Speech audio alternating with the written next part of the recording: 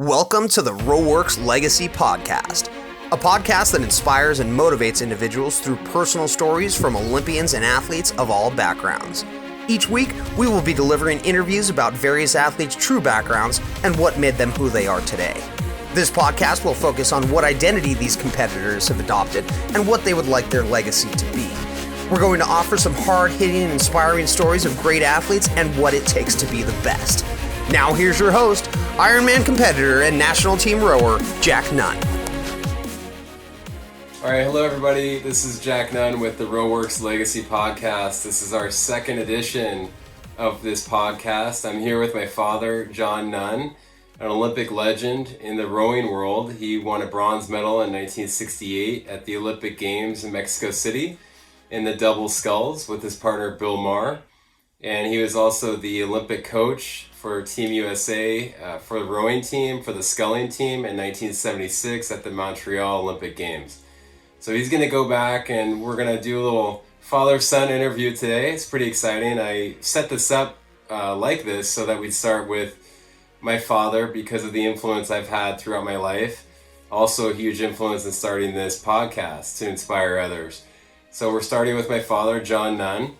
And welcome, John. Welcome, Pop, as I like to call it. And so I'm going to start by going back in time, just starting with your or our family history and what athletic backgrounds your father and grandfather had, and how that all kind of inspired us to be what we are today, I guess.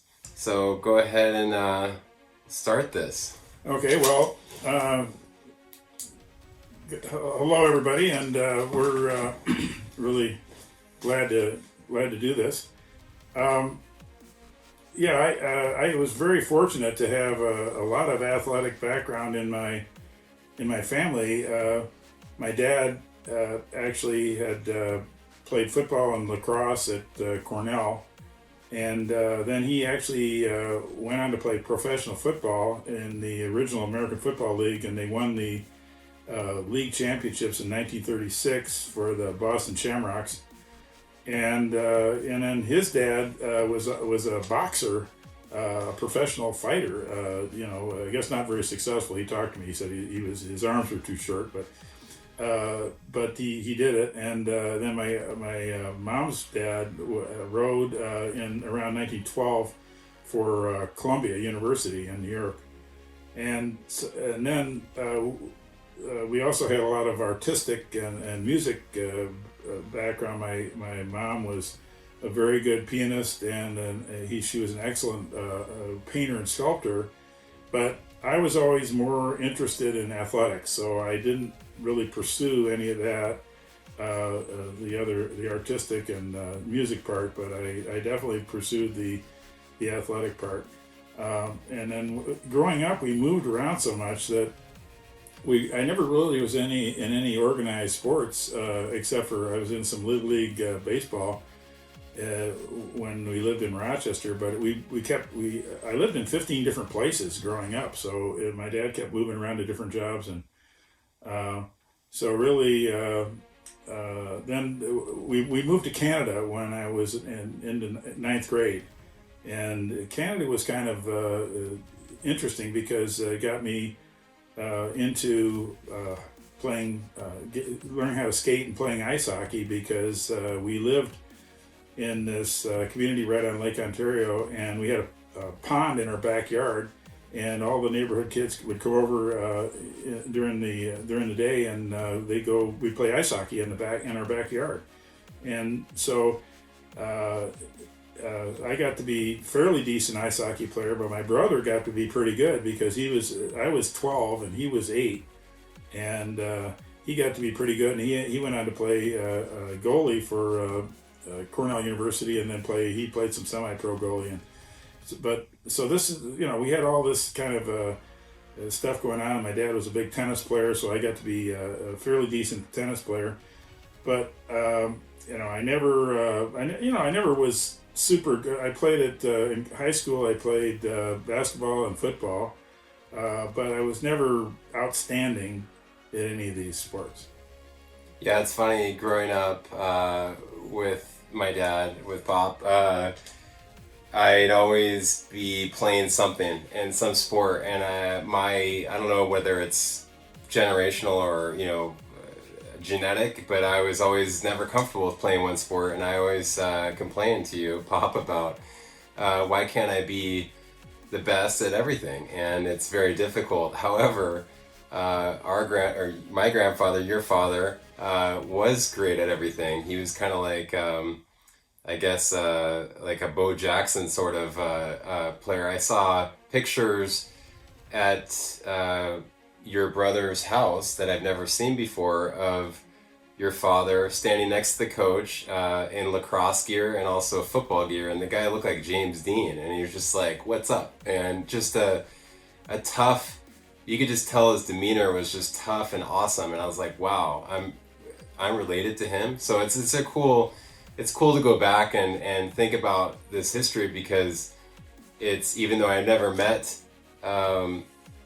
my grandfather because he passed away at a young age, just the legacy that he left through my father and then through me. So, and also the ice hockey part, that's where I get my hockey growing up here in LA, was from my father's influence in Canada. So that's another part of this legacy, sort of, just living with all that influence. So it's all great stories. And so, yeah, tell us where did you grow up?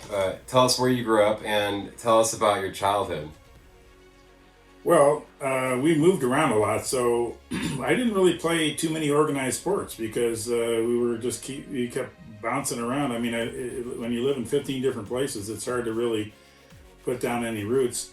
But I went for 4 years to the same high school, Ridley College in St. Catharines, Ontario, and there played pretty consistently basketball and football.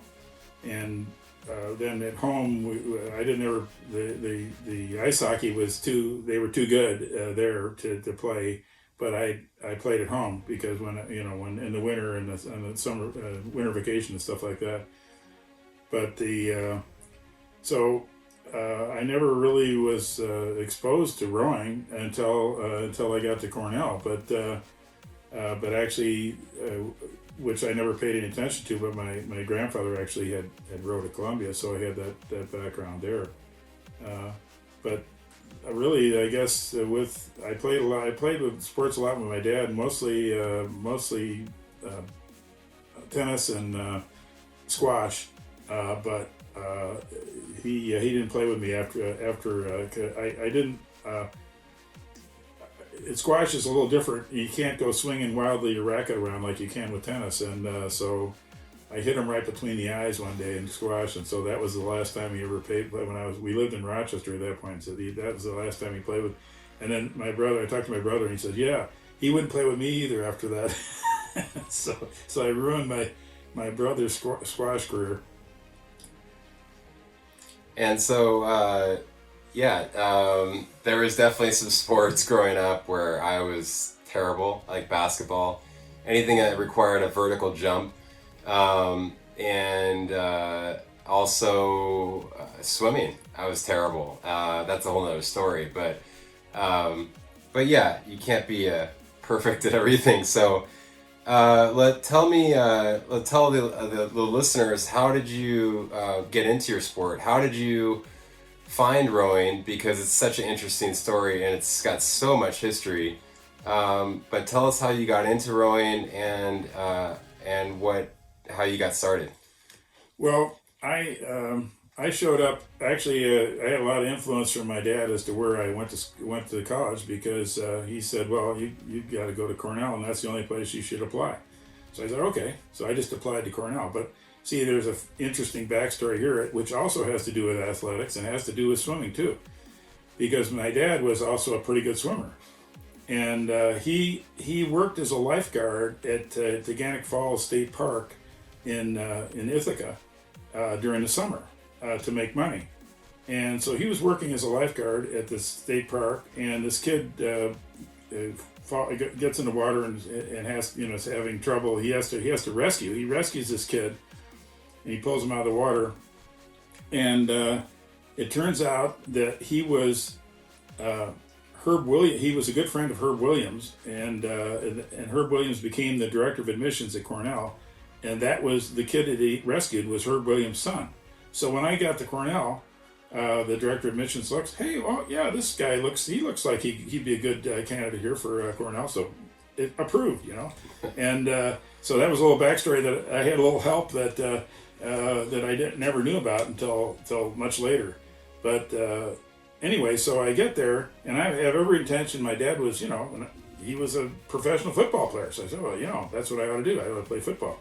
So I go to the Shelkoff Field, that's where the football team plays, and I go in to talk to the football coach, and he says, I got my team already picked, and we're not really looking for anybody, and besides, he said, where'd you go to school? And I said, well, in St. Catharines, Ontario, and he said, well, we haven't had any good luck with Canadians. I said, no, I'm not a Canadian. I'm an American, but I just was going to school up there, and he said, well, whatever. So he talked with me for about half an hour, but just was all negative. He said, you're really not cut out for this, whatever.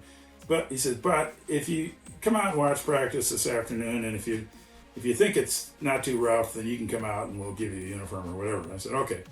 So I walked right from his office into Barton Hall, which is this huge building they have at Cornell because the weather's so terrible that they actually they used it for the ROTC program to march around and do drills and stuff. And then they had a 1/4-mile track on the inside of this building, and that's where they played basketball. But during registration time, that's where freshman registration, or that's what all the registration was.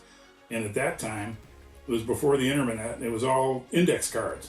So you go over, you go to a table, and you get an index card or whatever. I mean, that's what you do, and so you'd be standing in line. So what the rowing team did was that they would send their guys around the building and say, okay, look for any guys that look like they're big and they might be athletes, and send them over to the rowing table, and we'll sign them up. And so anyway, so I'm just standing there, and they sort of could figure out the freshmen because they're the ones that kind of looking around and don't know where they are, and they look lost. So anyway, this guy walks over to me, and his name is Bill Stowe, and he walks over and he says, hey, how would you like to go out for rowing? And I said, well, I'm going to play football. He said, well, why don't you come over and talk to the coach, and your year. You're going to graduate in 1964. That's the year of the Tokyo Olympics, and our team is going for it. We have a great team. We're gonna try for the Tokyo Olympics, and you could be part of it.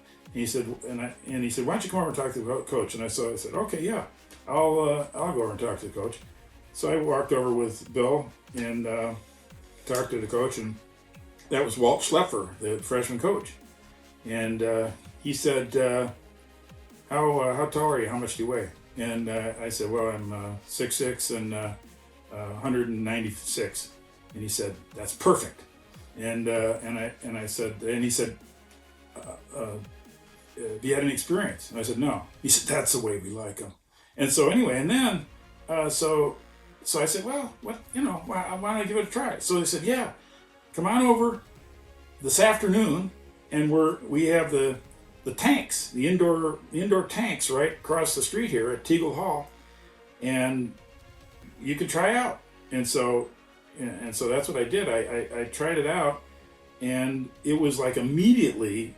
I said, wow, and immediately I was like doing really well, and they were, I was like in the first boat immediately, and it just clicked completely, and everything was right. I was the right size, the right genetics, the right fast twitch muscles, and it's fast twitch, slow twitch combination, and everything was it just fell into line. And then, as it turned out, Bill Stowe was the guy that that grabbed me out of line. The next year, when I was on the varsity, I was on the freshman team in that year in '61, and then in '62, I ended up in the varsity with Bill Stowe, winning the national championship. And then he went on 2 years later in '64, after he graduated in '62, and he went down to Vesper, got into the Vesper team that was a legendary team that won the gold medal in Tokyo. And so that was a great inspiration for me. Yeah, and then you won 2 national titles and also many other races through that time. The Cornell boat, the lineup was on the cover of Sports Illustrated. That's also another funny story there. But tell us a little bit about your coach, because Harrison Sanford is pretty famous, and it has a direct connection to, again, a legacy here going back from coaching in the 60s, 70s, but going back to the 30s. A connection here to Boys in the Boat. So everyone knows, a lot of the listeners know about the Boys in the Boat story, the University of Washington crew who represented the United States and went over to Berlin and beat the Germans against all odds. That book is just famous, and they're going to make a movie about it. George Clooney actually is going to be the director. So all that news is coming out this year. And so tell us a little bit about the connection, because it's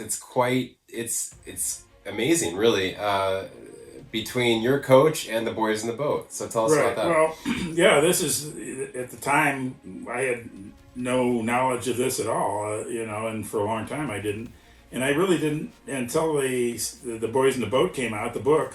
I didn't really know about it even then. But then I was, reading the book, and I said, wait a minute, reading the book.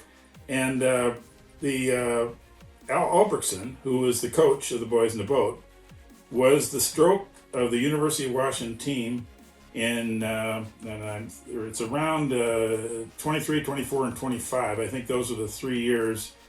He was the stroke, and my coach, Harrison, they called him Stork because he was really tall and really skinny, and so they called him the Stork.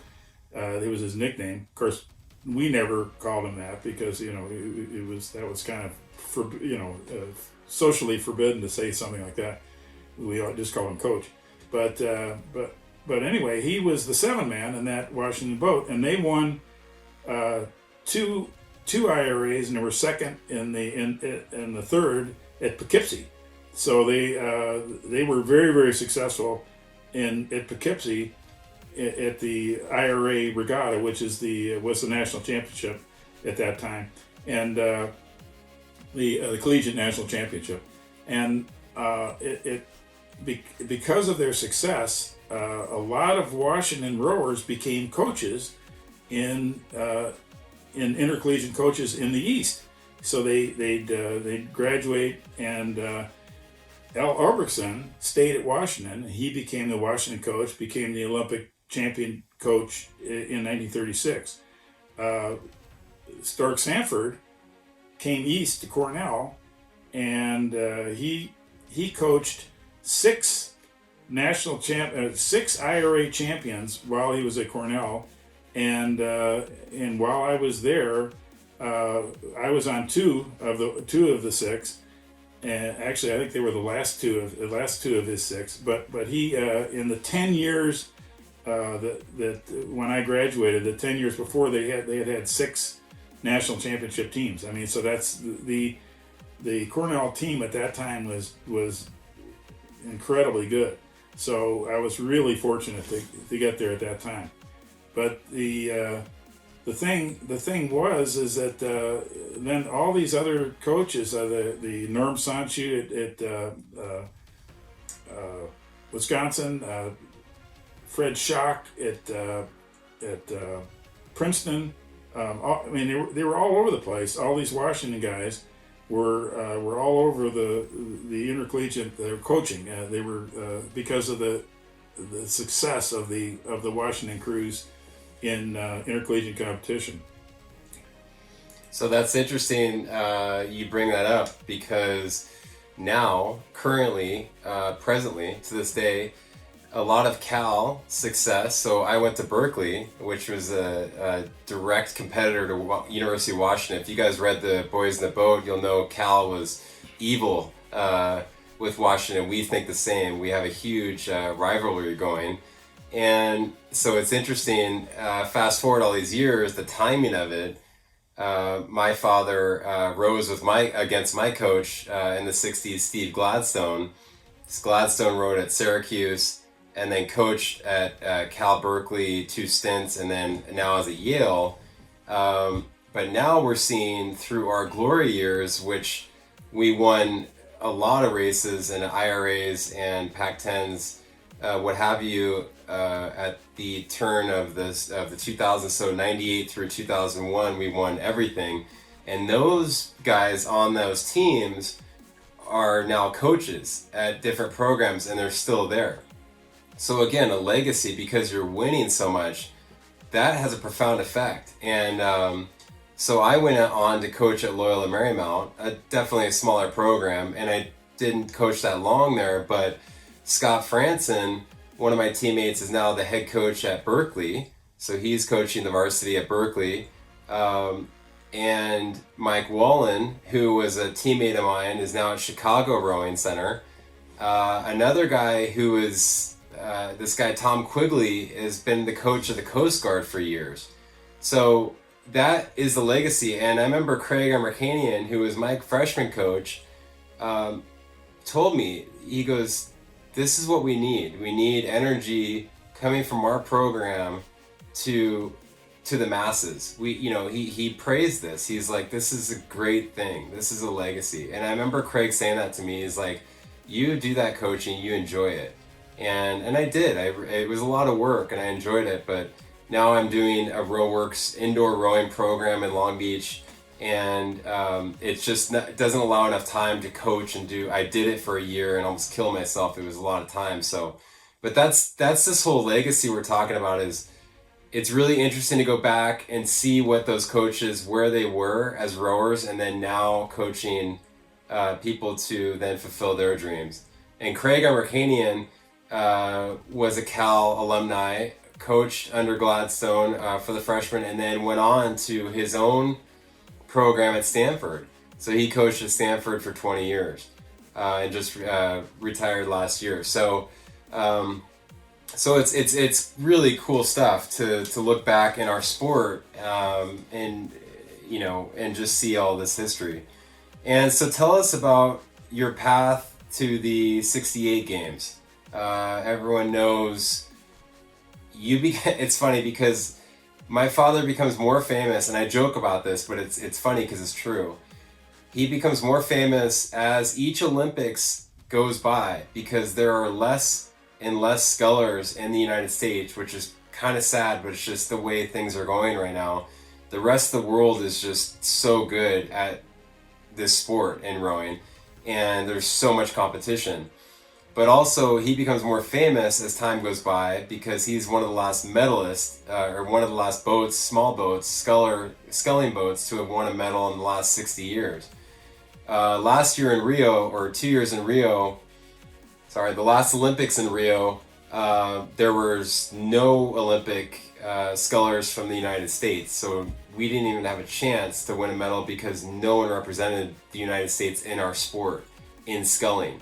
So hopefully that'll change next year in Tokyo, but not sure about that. But tell us about your path to the 68 games and how that all evolved.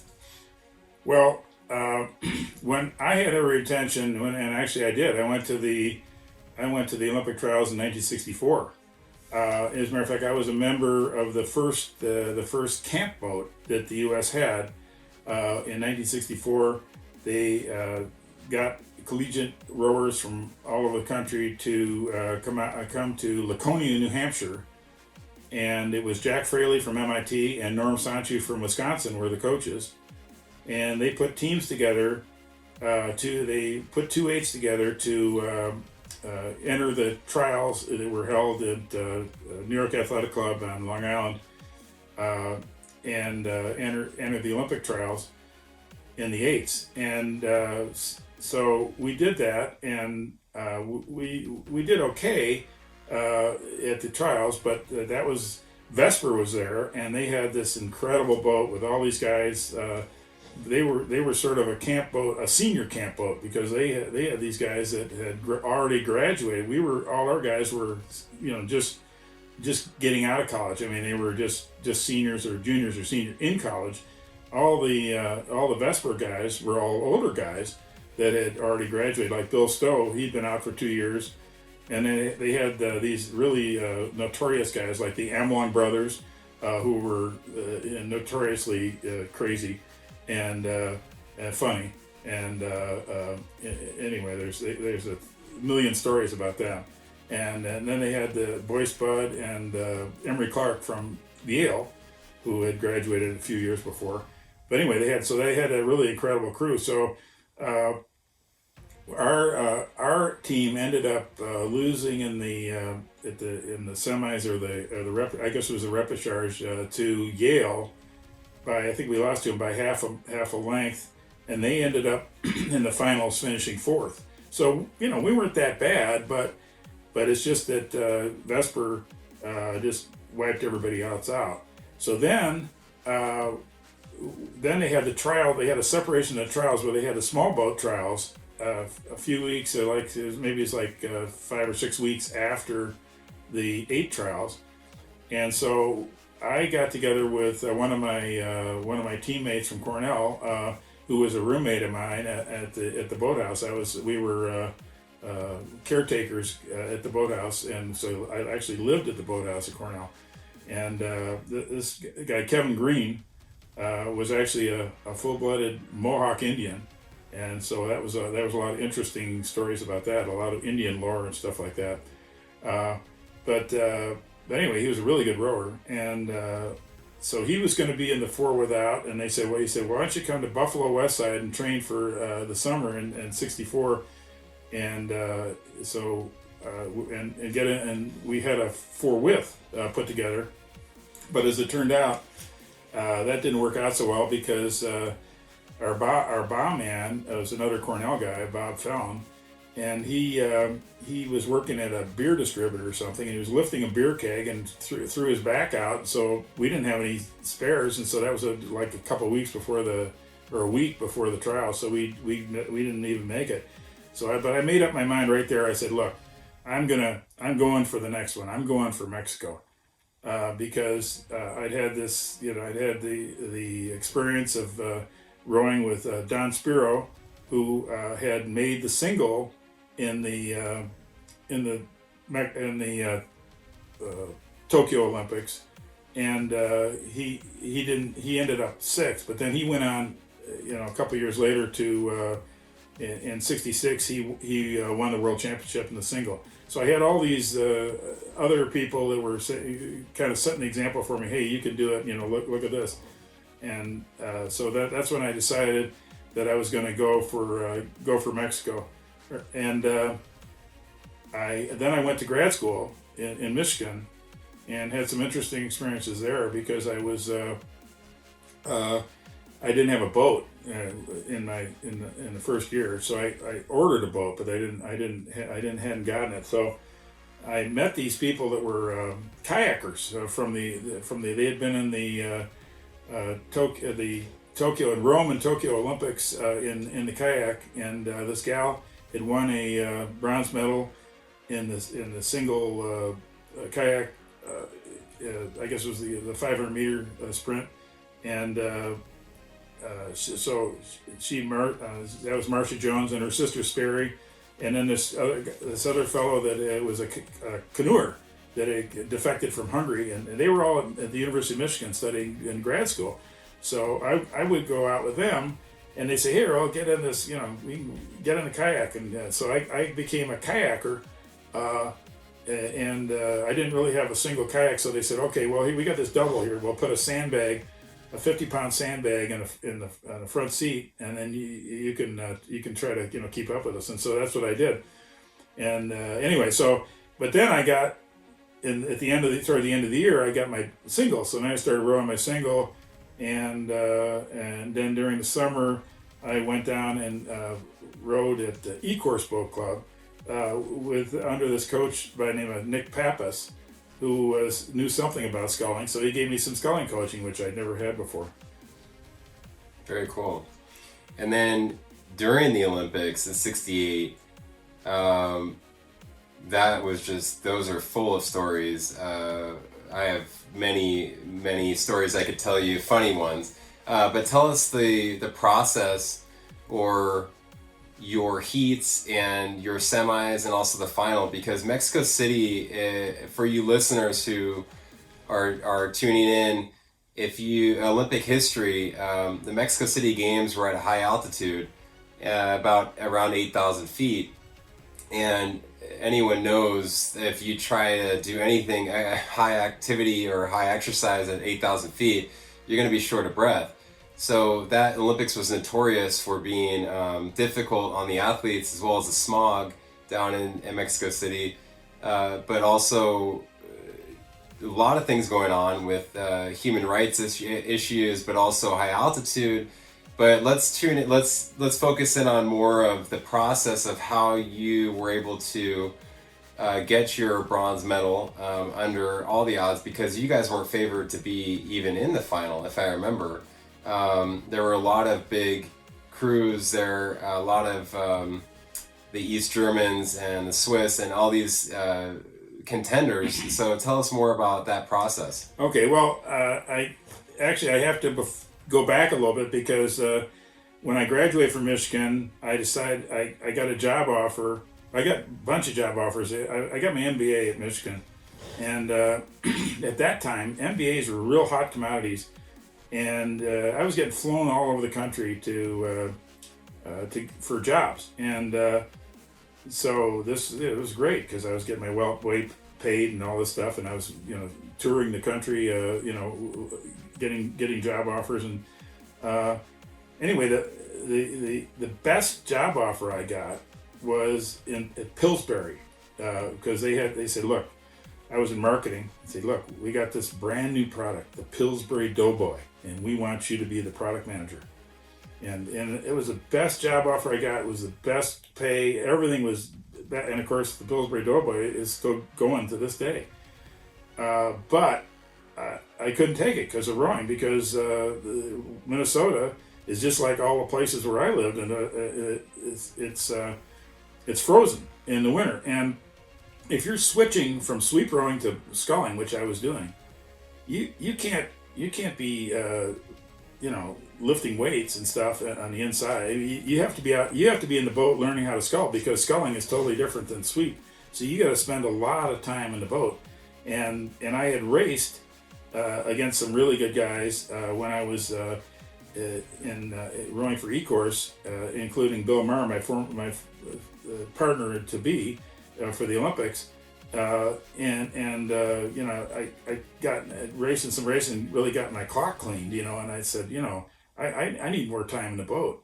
So I decided to take an offer, turn down that offer, and come out to Los Angeles to work for Rexall Drug and Chemical Company, which gave me it was a decent offer, but it allowed me to come to California, and also to utilize the Olympic facilities, the 1932 venue in Long Beach for rowing. And so I had the venue, I had the water, the beautiful water, which we didn't have at Cornell. We had a lot of survival at sea kind of water, like open ocean rowing basically. And you can't learn good technique when you're bouncing around in giant seas. So anyway, I came there, and then in 1967, I went back to the trials in New York City again, for the Pan American Games. They had the Pan American trials, and then I went back there with another Long Beach rower, John Van Blom, who was a very, very good sculler, and he needed a boat and I needed a boat, so I made a contact with Don Spiro, who had just won the World Championships, and so he lent his boat was not the biggest boat. Was not the largest size single, and John was a little lighter than me, so he lent John his single, and then he arranged for me to get another single from New York AC for the trial. So we both got boats from New York AC, courtesy of Don Spiros, because he was rowing for New York AC. But of course, then John and I went back there and finished 1-2 in the trials and beat all the New York AC guys. And so the Jack Soldier, the coach back there, was very, very upset. He vowed never to do that, never to lend anybody boats again. So anyway, so because of that Pan Am experience, and then then John and I went over to the European Championships in Vichy, France, that later that year, and made the finals, and we met. We actually were learning a lot as we were going around and to these various competitions, and learning about how to pitch a boat and how to how to set up a boat and how to change loads, and we're learning all kinds of stuff that nobody had ever talked to us about. We just sort of had to learn it on our own. And then, so anyway, that was the whole whole prelim. I mean, it's of course it's a long story, but we had that whole year, and then went into the 68 trials, and John Van Blom ended up winning because there was only one qualifier out of each trials, and so John Van Blom won the single sculling slot, and then it was like 6 weeks later, and I got together with Bill Maher, partly because, and he had been, I'd been on the double on the team from the year before. He'd been the single sculler, and then I'd met him in Detroit, and so I had some experience with him there, and and then he'd had some other experience with other people at other times that he didn't care to partner with these other people, and so anyway, so I ended up with a partner that was really good, and we went really fast right away. So that's how we won the trials in Long Beach. So that was the other thing, that the trials were in Long Beach. So I moved out there, used the Olympic course, and then we raced on the Olympic course, for the 32 Olympic course for the 68 trials. So anyway, then we eventually get to, and then we go to high altitude training. Of course, this is all part of this high altitude thing, in Colorado. And we went to Gunnison, Colorado, at the Blue Mesa Reservoir. It was exactly the same altitude as Mexico City. And I think it was 7,700 meters or something like, or 7,700 feet, something like that, above sea level.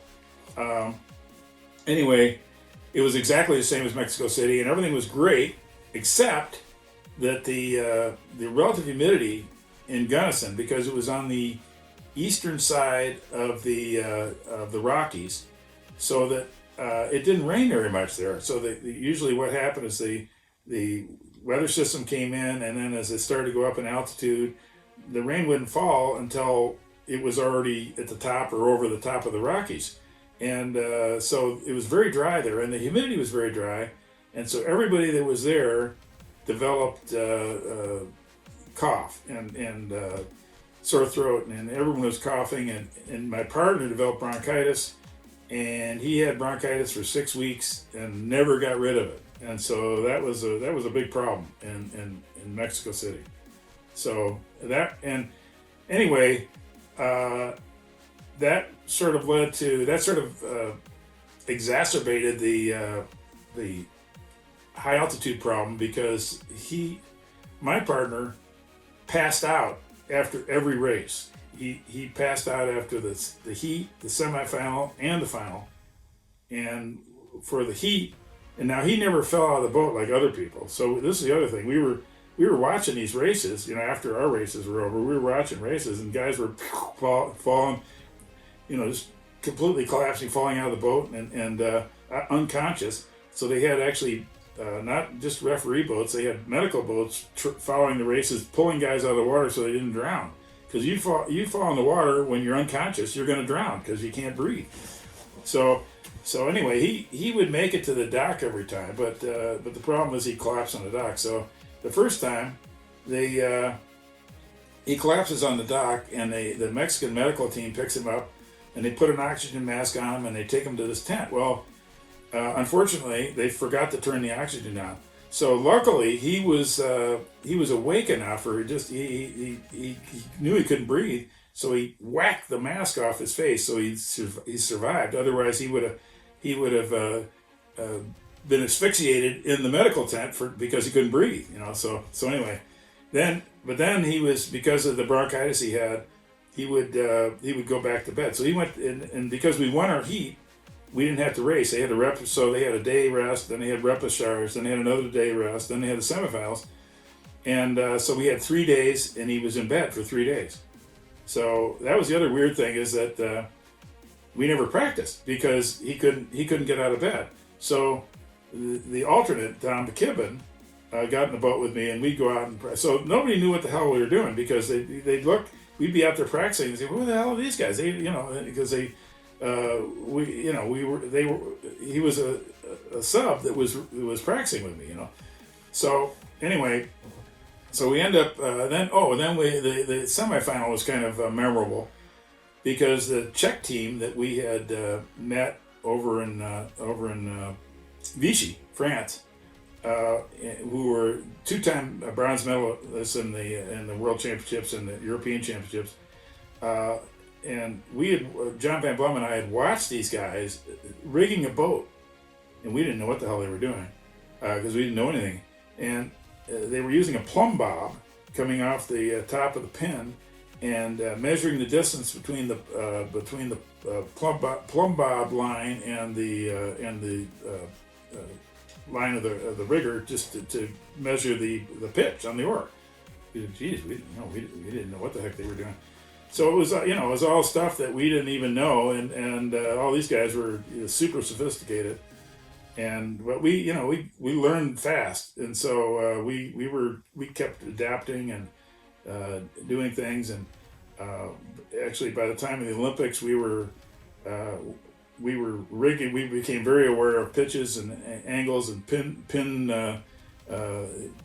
being bent and all this kind of stuff, and so we would check our boat every day, and because we had these aluminum tube riggers that kept bending as we practiced, and so we said, hey, well, what we did is we added back braces to our boat to stiffen it up, and I think we even put some kind of epoxy coating on. They had these strings that were holding the tubes together, and we put epoxy coating on them to stiffen those up, and so we were doing all kinds of stuff. But anyway, during our semifinal race, the Czechs were in our race, and we knew them because they were some of the best in the world, So they're right in the lane next to us, and they just take off the line, and they were gone. So I said, well, Bill, let's not worry. All we have to do is finish the top 3 to qualify, and we were in second. And I said, just let's let them go. And we get to the 1,200 meter mark. The race is 2,000 meters. This is a little more than halfway through. Boom! The bow guy in the Czech boat is laying on the deck. He's totally unconscious, just completely unconscious. And so that was the end of their regatta because he couldn't move. And so we go by them and we beat everybody else in the semifinal. So we made the final. And so we get to the final, starting the final, and this was one of the weirdest things, and you can sort of see it on the times that we get to the 500 meter mark. Nobody knew what to do. Now, we had a really fast start. We had a fast 500, but we were afraid. We were concerned that Bill wasn't going to make it, because he passed out every race, including the final. So he didn't really have much left. he used it all up. But we did what, we see all these guys, falling out of the boat and getting rescued and all this kind of stuff. So anyway, we rode the first 500 and pretty much everyone was even. Everyone was doing the same thing because nobody knew what the hell to do. And then the Dutch, in the second 500, they decided to go for it. And so the Dutch went for it right there and raced, and they made it to first, but then the Soviets caught them, and we were last at the 1,000. But then we rode through East Germany, West Germany, and then the Bulgarians ended up third. But anyway, it was like all this crazy unknown stuff was going on, and it made it really challenging to because you couldn't. I mean, you didn't know what the heck to do, and it was everything was sort of up in the air. But anyway, then there was the funny story out of this was at the end, after the races were over, Bill's parents and my parents were both there to watch the Olympics, and they arranged for a dinner after the dinner of the evening after the race, and I showed up, and some of Bill's relatives showed up, and I think my mom and dad showed up because they were there too, and my fiance at the time, Maureen, she showed up, and everyone was there except for Bill, and so we had this big dinner, and everyone said, hey, congratulations and everything. And then Bill never showed up. So anyway, the next day, I see Bill in the Olympic Village, and I said, Bill, what happened? We had dinner last night, and he said, I was so depressed, we didn't win the gold, that I just went out drinking, and started drinking tequila. I said, well, how many tequilas did you have? He says, well, I had about 8 tequilas. I said, 8? He said, well, how do you feel? He said, well, I feel okay. He said, the cough's gone. So if only we'd used the tequila approach earlier, before all this happened, then we maybe would have done a little better. But nobody suggested the tequila remedy to the bronchitis that he had. Yeah, I mean, just so unbelievable, that whole 68 games. And for you listeners, we're just starting off on this episode, but we have a lot of connections with the 68 Olympic group, and we just had the reunion, the 50th anniversary reunion at Colorado Springs at the U.S. Olympic Training Center just last year. So I'm on the board of the children of the 68 games, and trying to kind of make these memories and stories kind of come to life. And as far as inspiration, but just to keep the spirit alive of 68. So I'm happy going to reach out to more of the Olympians, not only just from rowing, but from all the sports around. So it's inspiring, and it's I'd like to tell these stories in class. There's many others.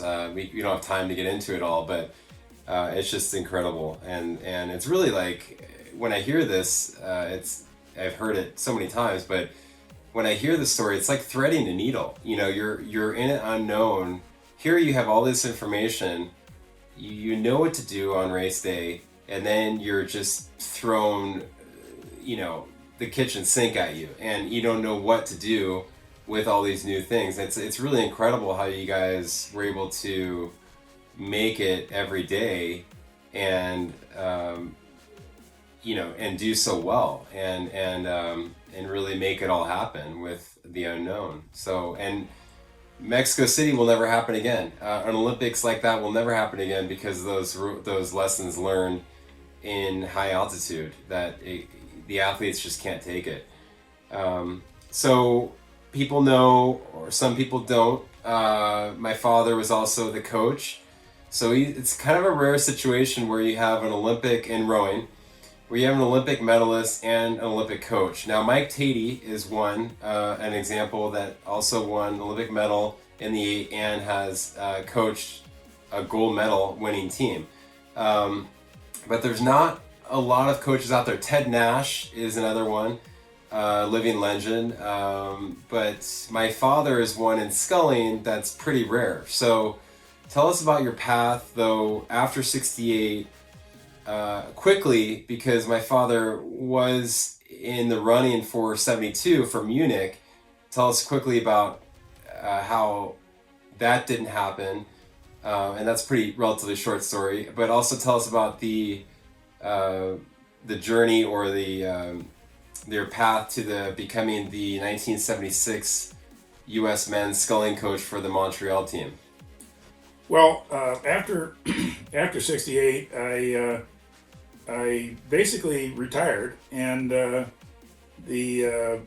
because I figured I fairly quickly had I got married in 68 a month after the Olympics. I got married, and in fairly quick succession I had 3 kids, and so by 72, I had three kids already, and I decided to make a comeback in 1971 to go to the Pan Am Games. So I made the Pan Am team in the double, and with Tom McKibben we went down to Cali, Colombia, and rowed at beautiful Lago Colima, which was incredibly horrible. I mean, it was just like just the worst. It was in the mountains again. It was high altitude, and they had these winds coming out of this canyon. They had a dam, and as they came across the dam, the winds would separate, and they'd be a headwind at the start, a direct crosswind at the middle, and they'd be a tailwind at the end, and there was these giant waves, and it was just terrible. But anyway, we did it, and we made it, and then so then I said, okay, well, I'm gonna go for 72. But I was working at the time for a company in Torrance, California, Martin Marietta Aluminum, and it was real high tech company doing a lot of military work, a lot of aerospace work, a lot of aluminum, titanium, all kinds of metals, and anyway. So I approached my boss. I said, "Look, I'd like to take some time off to train for 72." And he said, you can't do it. You're too vital to the organization." And at that point, I had 3 daughters at that point, and I said, "Well, I got to be responsible. I can't just." Throw my career out and have nowhere, no income coming in, and just kind of had nowhere to go when I come home. And so I said, okay, well, I'll just stay. So anyway, unfortunately, the plant closed 3 months after. Anyway, I really wasn't that vital, so the whole thing collapsed, and they just, anyway, it was the big corporate world kind of situation. But so I missed the 72 Olympics, but then I started coaching because at USC, and I was an assistant coach at USC for Bob Hillen, who was the head coach, and actually it was there that I coached some people like AC DuPont. I coached, and then some of the people I coached I coached mostly the JV and crews like that, but then Hillen kept getting upset with me because the JV would be beating the varsity, so he'd get upset, this can't happen, but and then I actually coached the only 2 USC the only 2 people from USC that won an IRA championship ever. and that was McLeod. I think was anyway. I can't think of their names right now, but anyway, they went back in a pair, and they beat the Columbia pair by 2 feet. So I know that I was instrumental, because they had no idea what they were doing when they first started, and so they got a little bit better. So and just the fact the margin of victory was so little that but anyway, but then at one point Bob Hillen was known to get he would throw tantrums. He'd just get mad, and he broke a lot of megaphones in the boat and stuff like that. He would just kind of go off the handle. Anyway, so I was out on the boat with him one day, and this was all volunteer, by the way. I wasn't getting paid for any of this. As a matter of fact, I've lost a lot of money being involved in rowing for a long time. But because it's all been, I've all done everything for free. But anyway, I'm out in the boat with him one day, and I said to one of the guys, I said, "Well, watch your catch," or whatever. I don't know what I said. He said, "That's it. I don't want you seeing anything. Just drive the boat." I said, I really don't need this. So what I did is I said, "Okay, screw it. I'm out of here." And I left the USC boathouse, and I kept my boat over at Long Beach. And I said, "Look, I'm just going to row over here." Well, this was like in 1973, that all these girls had showed up to row, because in 1973 they had announced rowing was going to be an Olympic sport for the first time. Joan Lind and Karen McCloskey had been rowing successfully internationally in Long Beach, and they and everybody knew who they were, and they were the most successful scullers in the country from the U.S.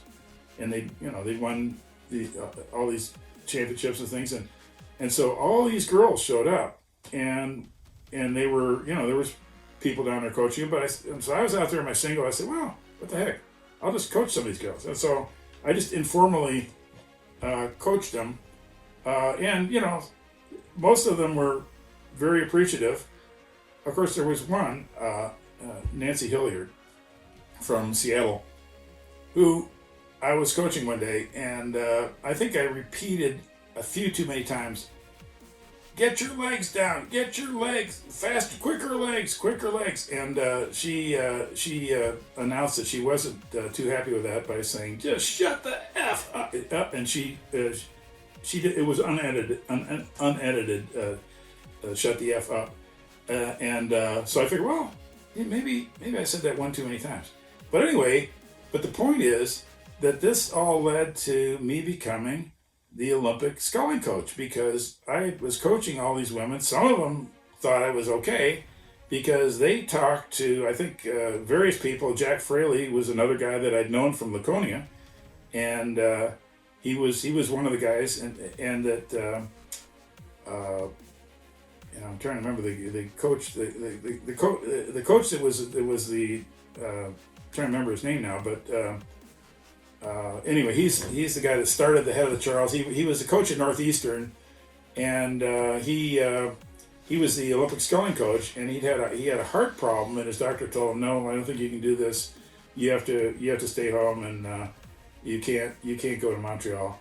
And so anyway, so they were looking for another coach, and so they said, "Hey," and so Jack Fraley called me up and said, "Hey, will you be willing to do this?" I said, "Yeah, sure." And so I get at the time I was working for this was 1976, that I was working for another company, and at that point I wasn't working for Marietta anymore, and they gave me permission to take 6 weeks off. So I went back and was the coach, the Olympic sculling coach in Montreal, and so that's how that all came together. And and there was interesting stuff that happened there too. But anyway, we can. Yeah, and then and that boat, you coached John Van Blum there, right? And then in the quad they placed fifth, sixth, yeah. So a very good result again in the quad. They placed 6th in that Olympics. A very good result, I believe. That has been the best result. They had one. I'd say that was that was the other sculling event that success that U.S. has had. It was the quad in Atlanta, I think. The quad in Atlanta finished second, I think, and that was the best result that the U.S. has ever had, and in the Olympics. And but this was the second best result because they haven't made the final since, and but anyway, it was that was interesting because I was coaching these scullers, and there was a very famous sculler, Jim Dietz, who was a single sculler, and I was his coach because I became his coach. I was coaching all the scullers, so I'm out there. They have this little trolley going along on the side of the course, and I'm riding in a thing and with my stopwatch, and he's racing the heat against Sean Dray from Ireland, who was a very good sculler at the time, and so they're racing neck and neck at about around the first 500, and so I said, well, maybe I'll check Sean Dray's stroke rating, see where he is, because they were rowing in a ripping headwind with about a foot and a half waves, and it was rough and headwind, and so anyway, so I checked Sean Dray's, and I said, well, okay, he's at a 32, and so then Jim was rowing right next to him, so I said, okay, then I'll check Jim, and I went, I had to turn, where's Jim, because Jim had there's a 3-stroke, you have to count 3 strokes, and then you get the stroke rating with 3-stroke stroke watch, and in that period of time, he had lost. Jim Dietz had dropped back 2 lengths, and so I was like, "What the heck?" Because that's ridiculous. Well, what he was doing is he was rowing way back, long way back, and then he dragged his oars out of the water. And unfortunately, when you got 1.5 waves and a ripping headwind, and you're dragging your oars out of water, you're going to go whap, whap, whap, whap, and you're going to be toast because your boat's going to be bouncing around. You're going to be stopping your boat every time you catch an oar, and every time you catch a wave. So anyway, so we get back to the dock, and I say, Jim, look, you gotta get more loop. Okay, you got this ripping headwind, and you're getting caught in these waves, and it's killing you. Say, look, just come in and get a little more loop, more drop of the hands, get the oars off the water, and you're going to be much better. He says, everybody tells me that. So and then my quad that I was coaching, and I was trying to, they were in the repechage with the East Germans, and because the Soviets had beaten them in the heat, I guess. So they went to the repechage. So we were in the repechage with them. I said, okay, let's go for it and see if we can beat these guys. And so, okay, and then we had a plan, okay, let's take it up here and take it up there and let's go. So anyway, so I'm watching along the race, and, and they're just kind of going along, and they don't do anything. They don't, and the East Germans beat them, and they don't move on them or anything, They qualified for the final, but I said, well, what? How come you guys didn't do what we said? No, we decided not to. So these are kind of things that with certain coaches that you don't do that. No, you don't. I have many stories of coaches where if you did anything other than what they told you, it was you were going to be off the team, severely reprimanded at least. So you definitely follow what your coach says. That's definitely a thing. Don't test your coach's limits. So that's a message for you guys out there, for your kids if you're listening. So let's move on. That's super interesting history and stories and what's made you who you are today.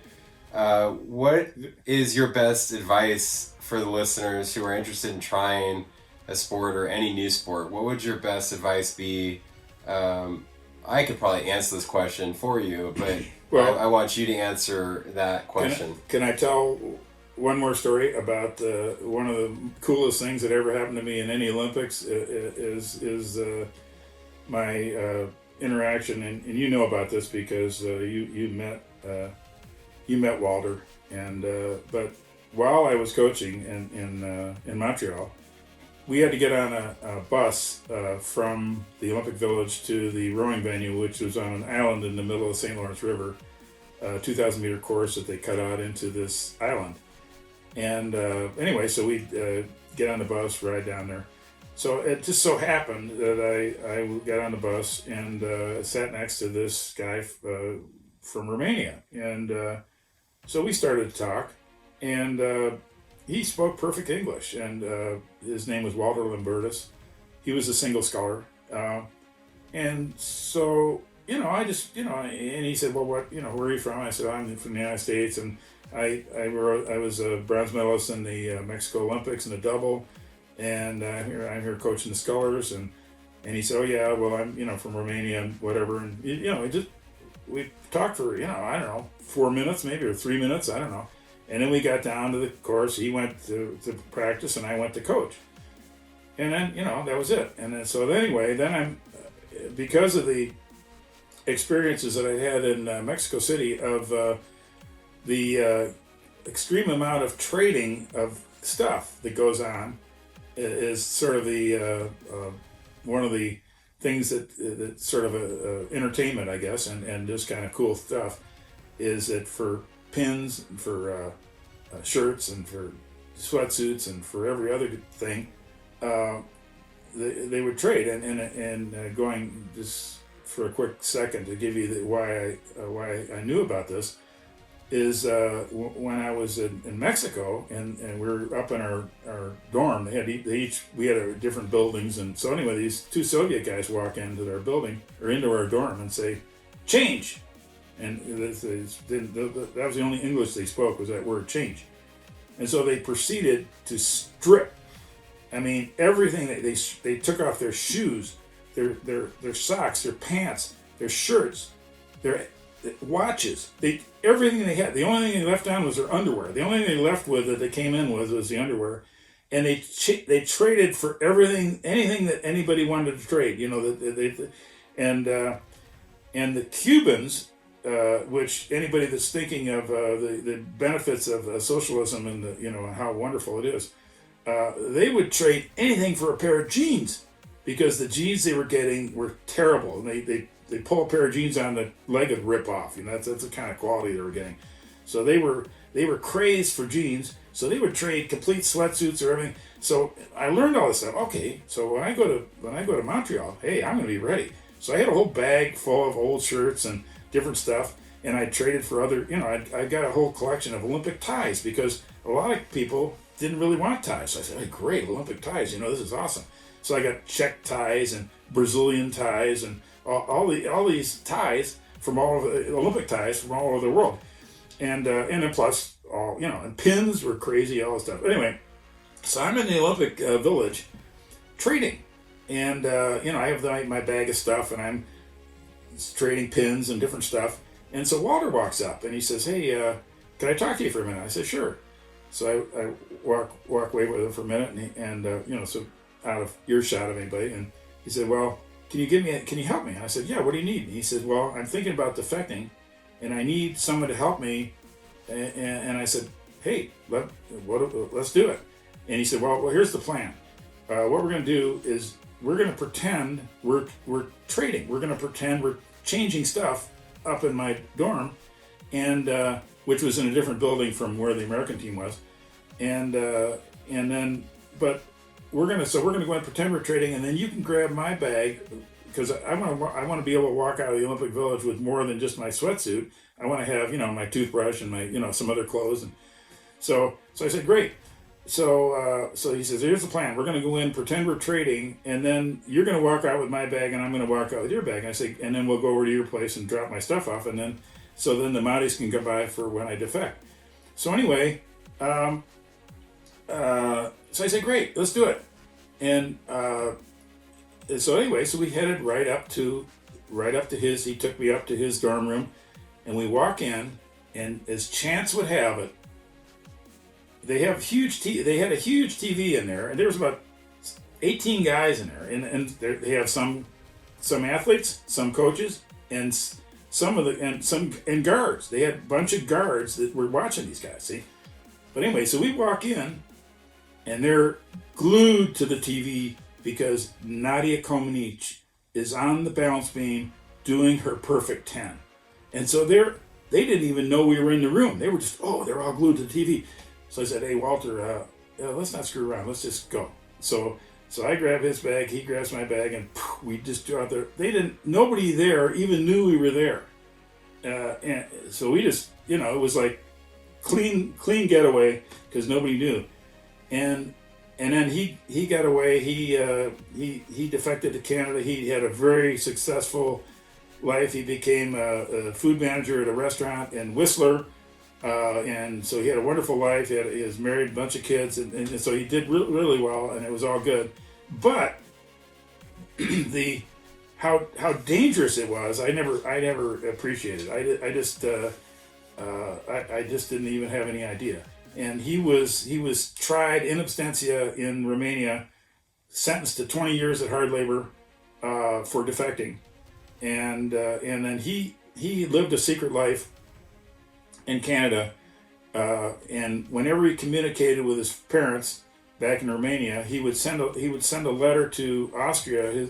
His buddy in Austria would change the envelope, put the letter in an Austrian envelope, and send it to his parents, and so they wouldn't have any trace of where he was or anything, and but that's the way. But with Ceausescu there, it was really serious stuff, and this autocratic kind of government, the communist government, boy, is pretty serious stuff, and it's not like fun and games, which I really didn't appreciate how dangerous it was, but it was darn dangerous. Some serious, incredibly moving stories, and to know anyone that's helped someone defect during the Olympic Games, it's pretty crazy. You don't come across these stories too often. You can't make this stuff up. But moving on from all this, the Olympic Games and all your experience, what would you say the best advice is for listeners, anyone out there who are interested in trying a sport or any new sport? Well, I think it's great for anybody, but especially for kids, to try different sports. Because actually, when I went to high school in Ridley College in St. Catharines, Ontario, it was kind of a strict, to say the least, kind of thing with strapping and caning and all this kind of stuff. It was pretty serious stuff. But anyway, they also were not very encouraging, or they didn't really have any good coaches, and they would tell you, hey, you suck at stuff, but they didn't really tell you how to get better. But what the gym coach out there would do is he'd say, okay, Nunn, get out there and go jump on that horse or do these exercises, and whatever he told me to do, he'd say, well, see what he did? Don't do that. That's not what. It's because guess what? Somebody that's 6'6" is not going to be a gymnast. I mean, and Mary Lou Retton, if you put Mary Lou Retton in a rowing boat, she's going to be pretty slow because she's too little. I mean, she's not the right, she's a great build for gymnast, obviously, world champion, but an Olympic champion, but in rowing, she's not suited to be a rower. And the same thing with diving. Somebody that's 6'6" is not going to be a Olympic diver. There's no way. Your moment of inertia is too great, and there's certain sports that certain people with certain physical and mental characteristics and biological characteristics are going to be good at, and some that they're not, and unless you try different things, you really never will know what what your best sport might be, or you wouldn't be sure. And so if a lot of the sports that I played when I was young, I was okay at, but I never was really super good at. And I mean, like, world champion or anything. And, but then until I found rowing, which was totally by chance. I mean, I didn't even know it was a sport. I mean, really. I mean, my grandfather did it, but he never talked about it. So I didn't. It wasn't. So I just stumbled into it. But the whole thing is try different things. And then the other thing is, unless you really love something, if you hate doing a sport, you're never going to be any good at it, because it's too hard. It's too hard to do all the practice and training and everything. And you can't. And if you don't love it, you have no chance. And like with rowing, my wife is always saying, "Well, how come you're always late?" Well, basically, I lose track of time. I don't even. I'm out there exercising, but because I'm liking it so much, I don't really. The time just passes, and it's not like it's a chore to do it. It's hard to do, but it's fun. And so if it's fun, and the other thing for kids is that some of these sports that you may not have been exposed to, and rowing is one of them. It's a wonderful way to get a if you like it, and if you're good at it, if you get to be good at it, it's a wonderful way to get a scholarship to go to college, or to get admitted to go to college, to like an Ivy League college or something. That because if the coach wants you, boom, you're not playing the game, the admissions game, which is the huge stack of applications. You're talking about the little tiny stack of applications, or in Jack's case, you're in. I mean, in other words, like, there's no stack. It's just, okay, he's in, And there's some schools, Cal being one, and a lot of schools that boom, and they'll just admit people, and they won't even go through the regular admission process. Or, I mean, they get admitted, but I mean, they don't have to compete with all these, thousands and thousands of other applicants. Yeah, and we all know the scandal that has been going on with all the admission scandals with the NCAA. And, I remind people, it's terrible, but it is a way to get into colleges. As far as the real way is to obviously keep your grades up, to keep your SAT scores up, your ACT. And then with rowing, the cool thing is, you could send in your machine score or your ergometer score. What we do in class with Roworx is indoor rowing classes, and you send that score in, and if the score is good enough, the coach will give you a extra invite and get you that extra admission to get into the schools. Now, you have to keep your grades up, and you cannot lie. And which I've had a few parents say, "Oh, can we just?" And I won't do it, because that screws with your integrity, just like what's going on now with all the stuff in the news. I'm not going to be like that. Now, I know a lot of coaches. I have a lot of power in knowledge, but am I going to put my name out there and say, "Oh, this kid can do that," when he can't? No. So it definitely takes hard work, patience, persistence, and you have to, again, love what you do. And I think loving what you do comes from trying many different sports. I grew up always being asked, okay, what are we doing next? We're doing soccer, baseball, by my father. Influence, again, a legacy, but influence on, okay, what are we going to do? Are we going to play hockey? I loved ice hockey, so I played that. That was influence. And okay, are we going to do soccer, baseball? And one day I didn't like my coaches. I wasn't having fun anymore.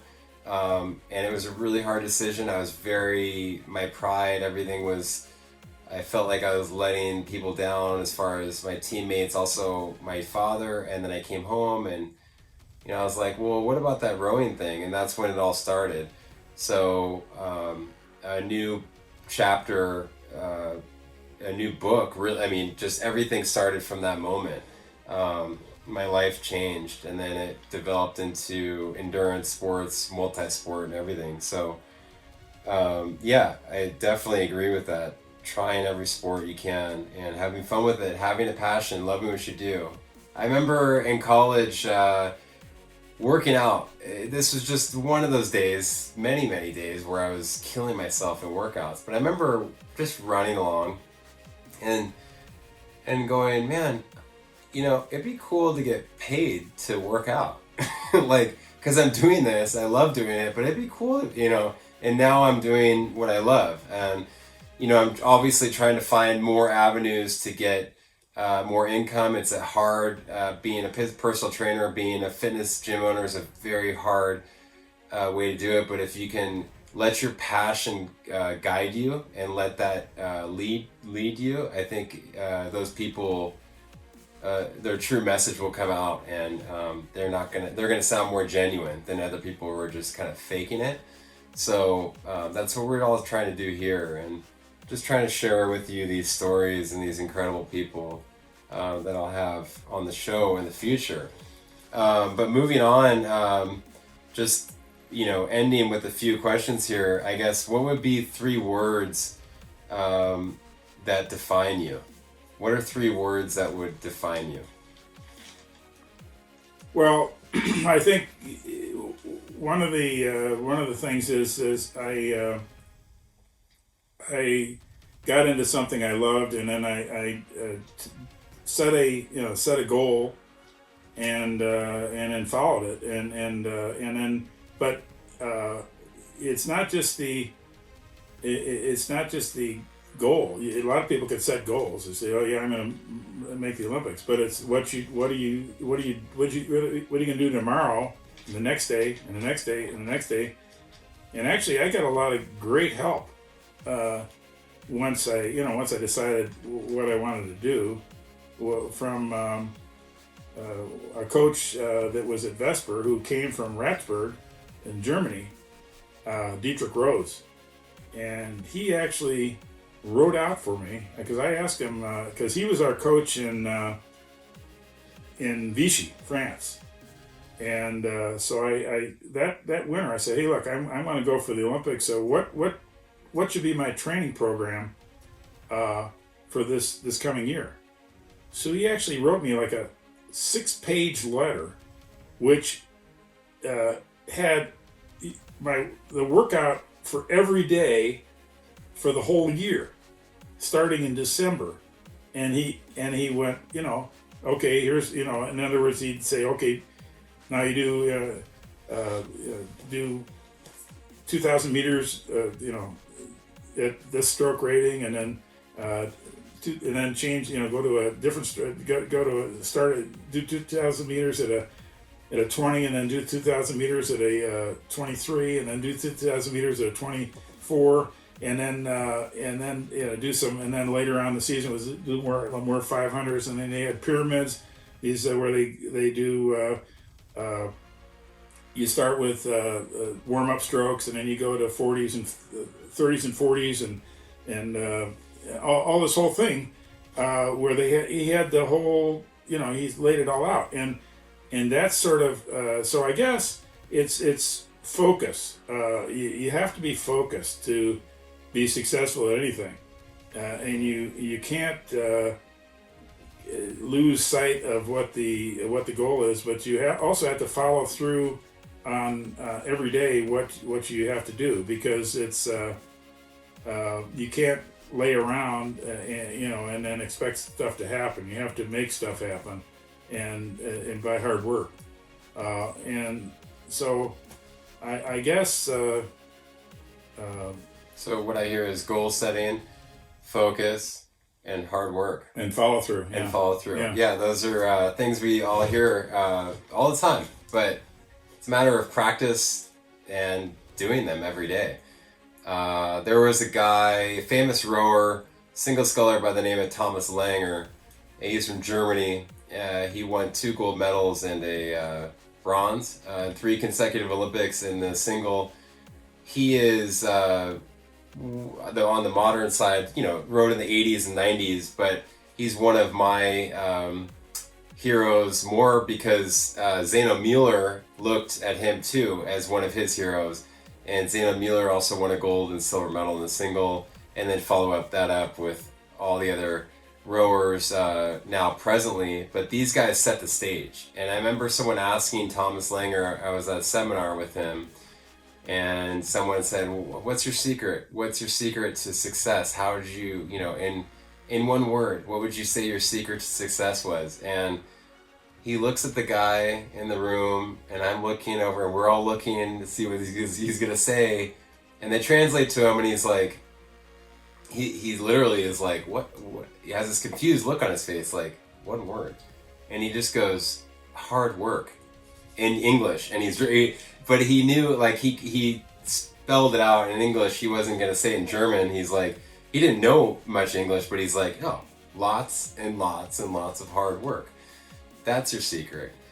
There is no secret. It's called hard work, right? Persistence, patience, goal setting, all these things that you keep doing day to day.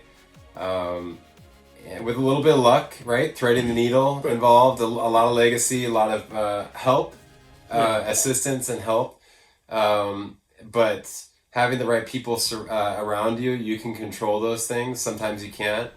But you try and do your best. So these are all great things. And then I guess in closing, I didn't really get to talk about this, but this is a huge part of the legacy, you guys, that comes from me being a product of 84 Olympics, the 84 Foundation, started the junior crew in basically 10 years later, the junior crew started. I started rowing. That's how I got to be in the program in Long Beach, and then I got a scholarship to Berkeley, a national team. But my father was also the one to really set out and really organize the rebuilding of the Long Beach Rowing Association and the boathouse expansion. So in Long Beach, we had the original building in 1968 for the 68 trials, but it hadn't been worked on or changed or upgraded since that time. So in 1996, my father, before actually I started rowing, started this process of getting the boathouse expanded, double the size of the boathouse for future programs like the junior program, high school kids that have like a couple hundred kids in there all year round, the college program, Long Beach State, the master's program, Long Beach Rowing Association, the California Adaptive Rowing Program, which Angela Madsen right now is rowing across the Pacific to Hawaii from LA. She's a part of that California or CARP program that allows kids with disabilities to row every day down in Long Beach, and also Roworx. So we have 5 programs running out of the Long Beach Rowing Association, in part, big time, of the space we have to allow that to happen. Also in part because my father was the one that really headed that whole program and spearheaded that initiative to get these things done. Now, tell us a little more about that process as we conclude the interview here. I want to kind of dive into that a little bit, but tell us that process and how you saw the vision to do that, and really the hurdles and overcoming all those things to get that thing done. Well, several of us had been talking about maybe expanding the boathouse or something for a while. AC DuPont had some ideas of what to do, and he was president of the club at the time, and then I decided to and then what happened one day, we were down there, and at Spinnaker Bay is this housing development next door. And they had been, the place used to be, during the 32 Olympics, it was all oil wells, and in the pictures that they're all drilling rigs that are all over the area that where the Spinnaker Bay is right now. But they had made a bunch of houses, but they'd had some housing downturn or something at some point, and so they'd stopped. And then we in 1996. AC and I saw surveyor stakes go out over on the land next to where the boathouse is. And we said, "Wow, we better get our act together and get this thing going, because if we don't, there are going to be houses there, and we're never going to get anything done, because we wanted to expand this boathouse. And once there's somebody there, we knew it was going to be a problem. So we started, and we found, actually it took a while, but we found an architect that would draw up, because we didn't have any money either, and he would draw up the site plan, the floor plan, and the elevations for free.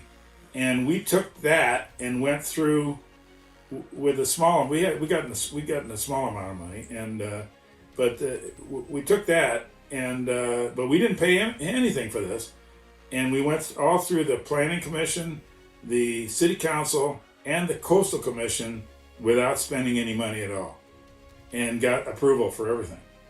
And I talked to developers since then that are incredulous that we were able to do that, because they've had nothing but problems. So somehow we just, we got.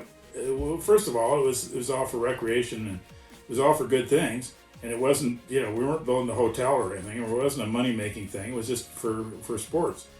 And so, luckily, they treated us favorably, and we got all the approvals, and we got it all done. And one of the things that never was done in the '68 boathouse, which was the replacement for the 1932 boathouse, was there were no women's restrooms, no women's shower rooms, no women's locker rooms, because at that point in time, there was no women's rowing.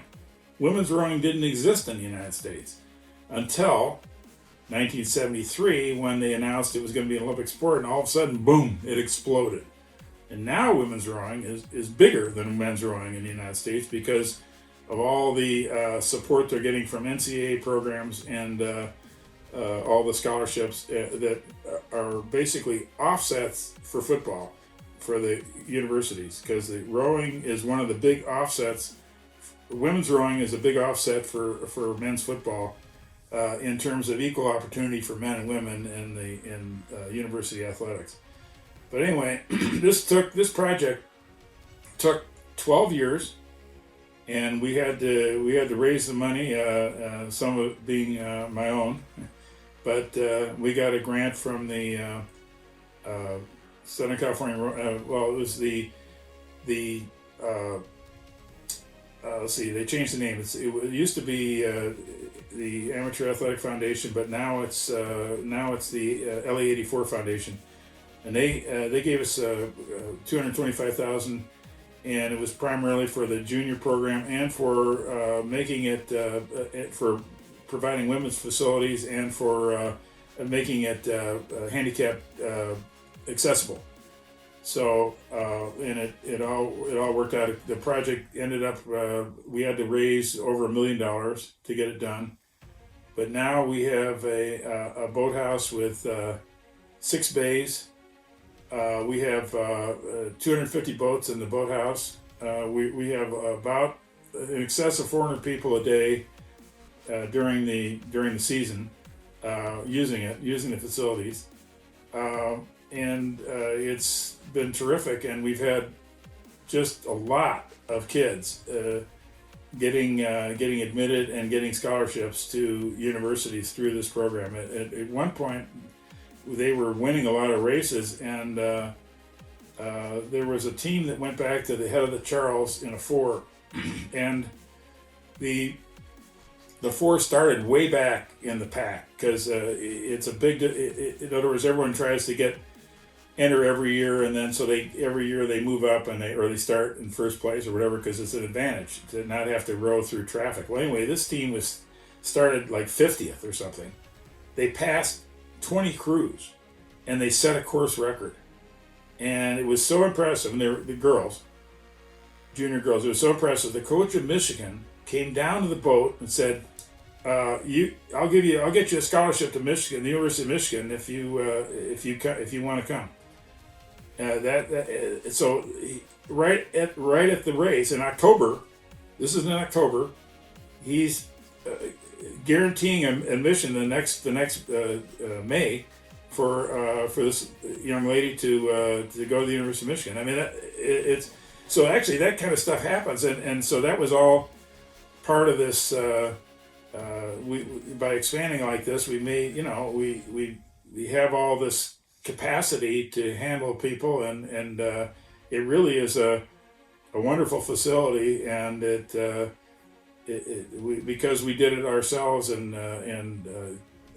did it as inexpensively as possible. We did it without spending a fortune like something like $6 to $8 million, which is what most of these colleges are spending for their new boathouses.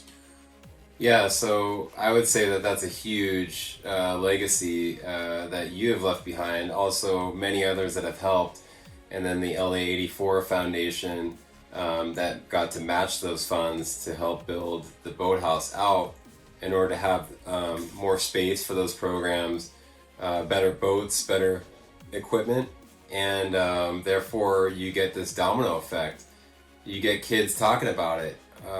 They went to Michigan, or I knew a few people, Harvard, Yale, myself at Berkeley.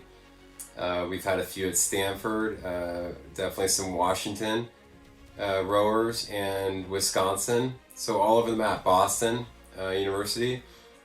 So and then I come around and coach some of these kids on the junior program, or I'm kind of mentoring them, obviously telling them to listen to their coaches, but I'm kind of giving them just some free information here and there because it's my passion, and I wish I knew these things as a kid moving through. So you have me kind of walking through, or my father. So that's kind of the legacy and the story of, there's a lot more to it, but it's kind of like a nice story to start with in this podcast, and just moving forward as we do these. My plan was to do them once a week or so and get athletes in particular, hopefully more from some Olympic Games that have shown courage, persistence, hard work, and leaving that legacy behind and turning it into something that is so useful on the back end for people to look up to and follow.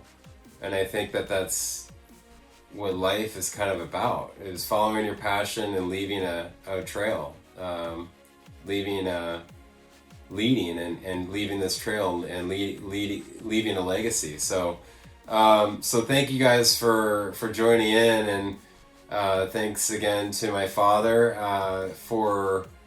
It's so funny because every time I learn a little bit more each time. It's like I hear these stories throughout my life, and then I go, what? I'm learning something new every time. So it's cool for me, and I'm just honored to be a part of this whole experience and this whole journey. Life is the journey is the reward. That's what I got from my dad. That was my speech at the Long Beach Aquatic Capital of America winning Athlete of the Year. And my speech was that guidance, the journey is the reward.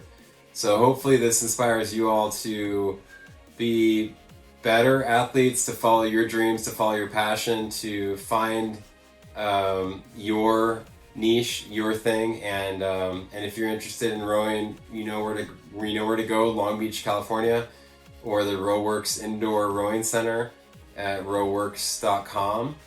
You can get your kids started at the Long Beach Junior Rowing Association. You can also, if you're an adult and you want to learn how to row, we have a program with the Masters, Long Beach Rowing Association Masters Rowers, and AC, and there's others that are there. Sarah Mackenzie is part of our CARP. We have Angela Madsen, who's also rowing, as I said, as we speak. She's rowing to Hawaii solo. And so we have so many different programs, so come on down or reach out and follow us every week here on the Roworx Legacy Podcast. Thanks again for John Nunn, my father, Pop, for being here, and appreciate all you guys for listening in. Till next week, you guys, thank you. Thank you for joining us this week on the Roworx Legacy Podcast. Make sure to visit www.roworx.com, where you can subscribe to the show on iTunes, Spotify, and all other major streaming platforms. While you're at it, if you found value in this show, we'd appreciate a rating on iTunes, or that you simply tell a friend about us. Remember to be inspired, stay positive, stay active, and leave a great legacy while blazing a trail for others to follow. Be sure to tune in next week for our next episode.